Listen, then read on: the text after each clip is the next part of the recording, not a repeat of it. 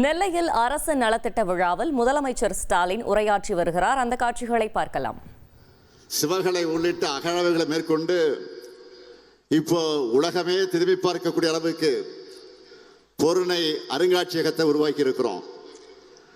அதனால இந்த நேரத்தில் மாண்புமிகு மோடி அவர்களையும் மாண்புமிகு நிதியமைச்சராக இருக்கக்கூடிய திருமிகு நிர்மலா சீதாராமன் அவர்களையும் தமிழ்நாட்டில் கட்டியிருக்கக்கூடிய பொருணை அருங்காட்சியகத்துக்கு கீழடி அருங்காட்சியகத்துக்கு வந்து பார்க்கணும்.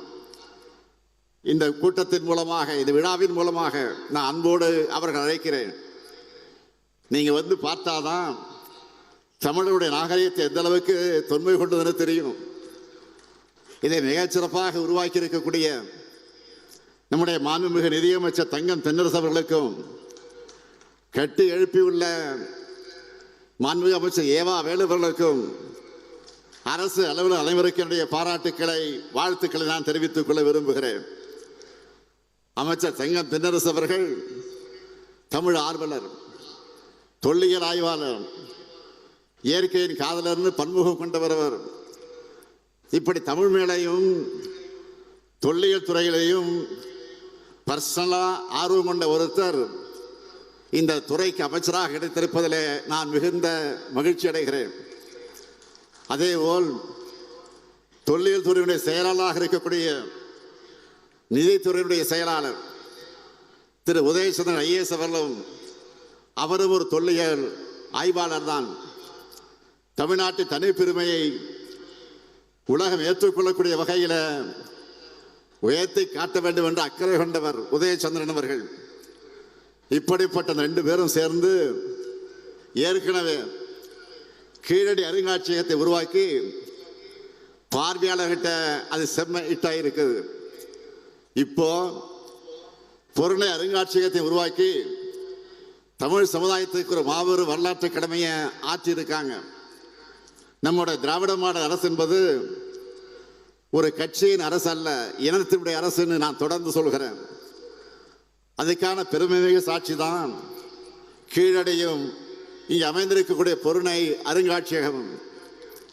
வெளியில நம்ம எதிர்க்கக்கூடியவங்க, விமர்சனம் செய்யக்கூடியவங்க, தமிழனால திமுக தாயா வேற யாராலையும் இதையெல்லாம் யோசிக்க முடியாதுன்னு மனசுக்குள்ள நிச்சயம் பாராட்டி கொண்டிருப்பாங்க. அது மட்டுமா, இன்றைய தினம் 235 கோடிய 94 லட்சம் 235 கோடிய 94 லட்சம் மதிப்பில் 33 முடிவுற்ற பணிகளை நெல்லை மாவட்டத்தினுடைய மக்களுக்காக நான் திறந்து வைத்திருக்கிறேன்.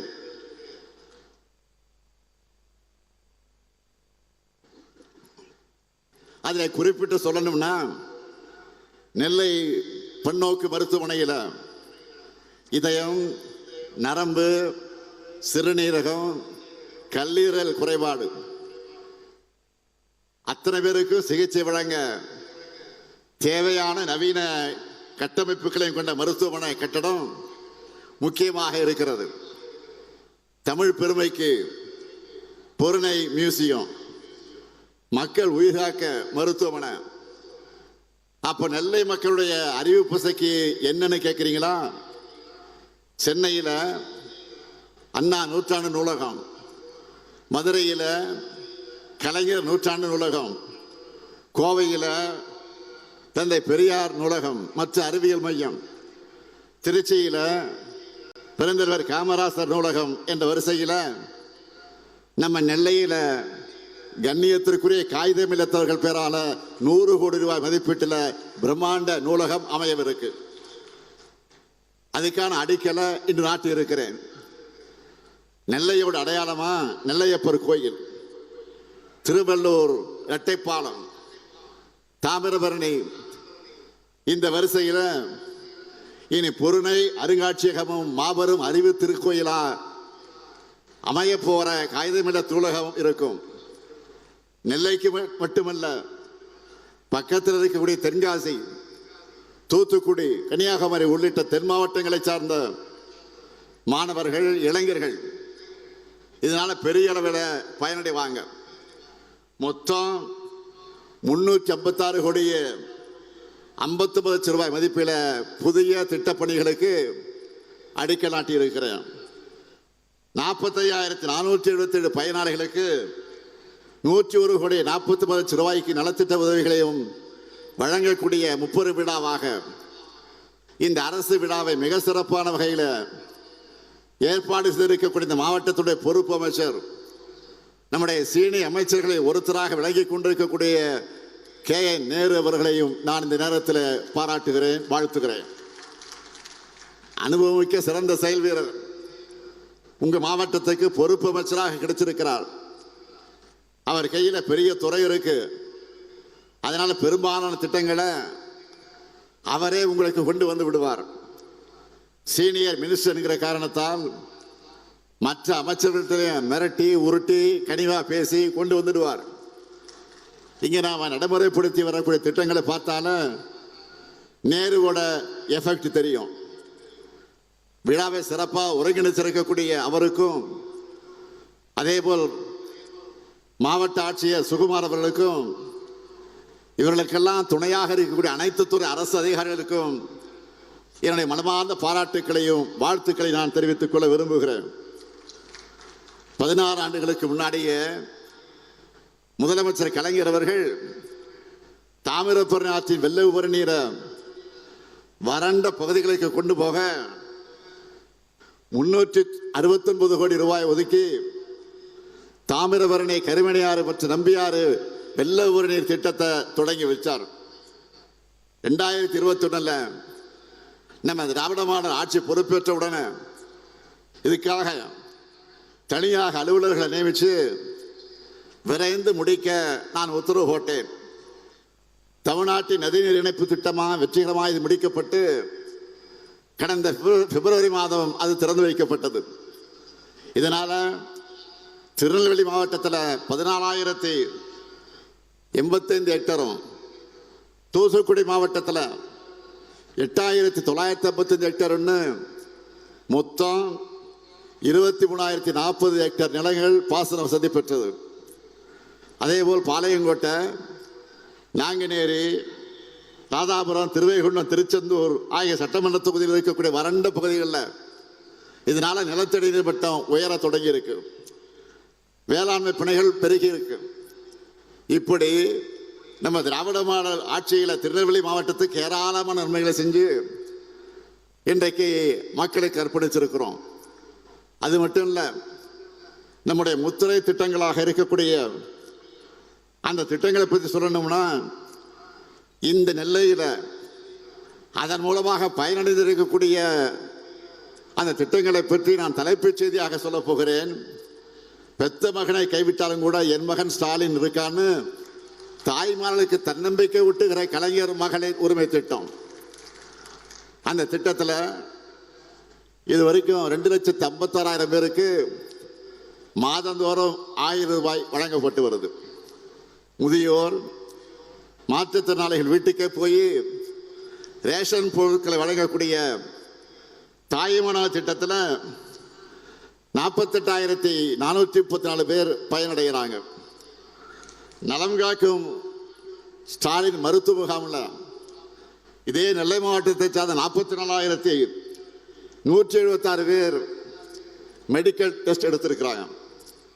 விடியல் பயணத்தை பொறுத்தவரைக்கும் சொல்லணும்னா தினந்தோறும் 1,83,000 சகோதரிகள் பேருந்தில் சுதந்திரமாக பயணிச்சுட்டு இருக்கிறாங்க. புதுமை பெண் திட்டத்தில் 29,244 கல்லூரி மாணவர்களுக்கு மாதந்தோறும் 1000 ரூபாய் போய் சேருது. அதேபோல் தமிழ் புதுமை திட்டத்தில் 19,426 மாணவர்களுக்கு மாதந்தோறும் 1000 ரூபாய் வழங்கப்படுது. விபத்து நடந்தால் உயிர் காக்கக்கூடிய சிகிச்சை அந்த செலவை அரசே ஏற்றுக்கிற இன்னுயிர் காக்கும் நம்மை காக்கக்கூடிய 48 திட்டத்தில் 7,556 நபர்களுக்கு சிகிச்சை அளிக்கப்பட்டிருக்கு. முதலமைச்சருடைய விரிவான மருத்துவ காப்பீட்டு திட்டத்தின் கீழ 1,40,000 பேர் இதுவரை பயனடைந்திருக்கிறாங்க. இதுவரை இல்லாத அளவுக்கு 91,227 குடும்பங்களுக்கு வீட்டு மனை பட்டாக்களை வழங்கி இருக்கிறோம். இதெல்லாம் மாநில அரசினுடைய முத்திரை திட்டங்கள். நெல்லைக்குன்னு ஸ்பெஷலாக நிறைவேற்றின பணிகள். இப்போ வேலை நடந்துகிட்டு இருக்கக்கூடிய பணிகளை சொல்லவா? மானூர்ல அரசு கலை மற்றும் அறிவியல் கல்லூரி, அம்பாசமுத்திரத்தில் 93 திருக்கோயில்களில் சீரமைப்புடைய பணிகள் ஆகியவற்றை செஞ்சிருக்கிறோம். இதுபோக பழமையான 1000 ஆண்டு காலம் பழமையான திருக்கோயிலுக்கான திருப்பணிகள் திட்டத்தின் கீழே 33 திருக்கோயில்களை இன்றைக்கு அந்த பணிகளை நடத்திட்டு இருக்கிறோம். 605 கோடி ரூபாய் மதிப்பீட்டில் 6 ஊராட்சி ஒன்றியங்களுக்கான கூட்டு குடிநீர் திட்ட பணிகள், 421 கோடி ரூபாய் மதிப்பில் களக்காடு நகராட்சி மற்றும் 7 பேரூராட்சிக்கான கூட்டு குடிநீர் திட்ட பணிகள், மணிமுத்தாரண பகுதியில் சாகச சுற்றுலா வசதிகள், பல்லுயிர் பூங்கா உள்ளிட்ட வசதிகளோட சுற்றுச்சூழல் சுற்றுலாத்தல மேம்பாடு, கூட்டப்புலி கூடுதாடையில தூண்டில் வளைவு, ராதாபுரம் வட்டம் விஜயாபதியில புதிய விளையாட்டரங்கம், தாழையூத்து முதல் கொங்காந்தான் பாறை அது வரைக்கும் மேற்கு புறவழிச்சாலை இத்தனை பணிகள் நடைபெற்று வருது. அது மட்டும் இல்ல, காவல் கிணறு ராதாபுரம் சாலையில் ரயில்வே மேம்பாலம், குளவநகர்புரம் பகுதியில் ஒய் வடிவில மேம்பாலம், ராதாபுரம் வட்ட ஆலந்துறை ஆற்றின் குறுக்கே உள்ள கஞ்சிப்பாறை அணைக்கட்டை மேம்படுத்தி அதனுடைய மேல்மட்ட மற்றும் கீழ்மட்ட கால்வாய்களை அனுமான நதி வர அகலப்படுத்தக்கூடிய பணி ஆகிய பணிகள் தொடங்க போகுது.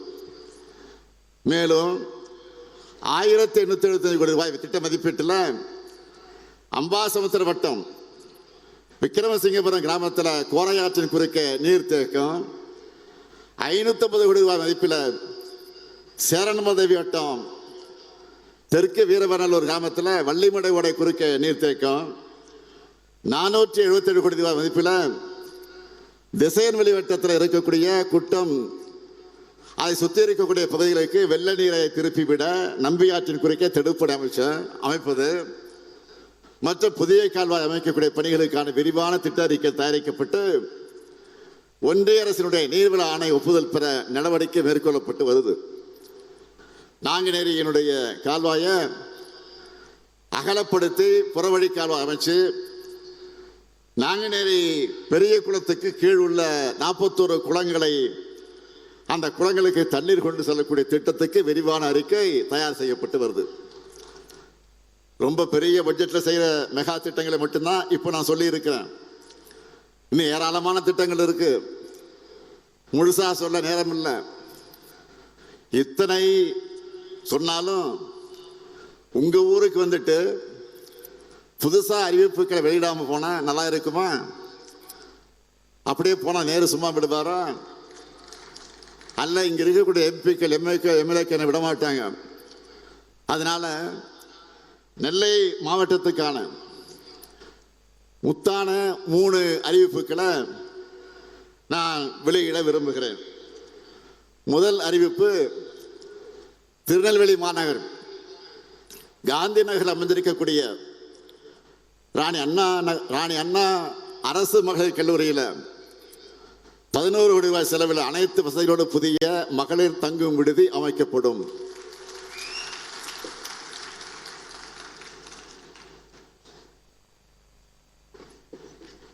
இரண்டாவது அறிவிப்பு, சேரன்மாதேவி வட்டம் முக்கூடல் பாப்பாக்குடி கிராம விவசாயிகள் பயன்பெறக்கூடிய வகையில் காங்கேயன் கால்வாய் மற்றும் வெள்ளோடையை மேம்படுத்தக்கூடிய பணிகள் 4 கோடியே 1 லட்சம் ரூபாய் மதிப்பீட்டில் மேற்கொள்ளப்படும். மூன்றாவது அறிவிப்பு, நாங்குநேரி மற்றும் ராதாபுரம் வட்ட விவசாயிகளுடைய கோரிக்கை ஏற்று 5 கோடி ரூபாய் செலவில் வள்ளியூர் பெரியகுளம் மற்றும் வள்ளியூரான் கால்வாய் ஆகியவை புனரமைக்கப்படும் என்று மகிழ்ச்சியோடு தெரிவிக்கிறேன். இப்படி மக்களுக்கு தேவையானதை பார்த்து பார்த்து செய்து தரக்கூடிய மக்களாட்சியை நாம நடத்திக்கிட்டு இருக்கோம்.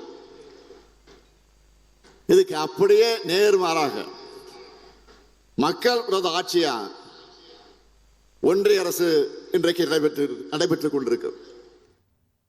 நெல்லையில் அரசு நலத்திட்ட உதவிகள் வழங்கும் விழாவில் முதலமைச்சர் ஸ்டாலின் உரையாற்றிய காட்சிகளை நாம் தற்போது பார்த்தோம்.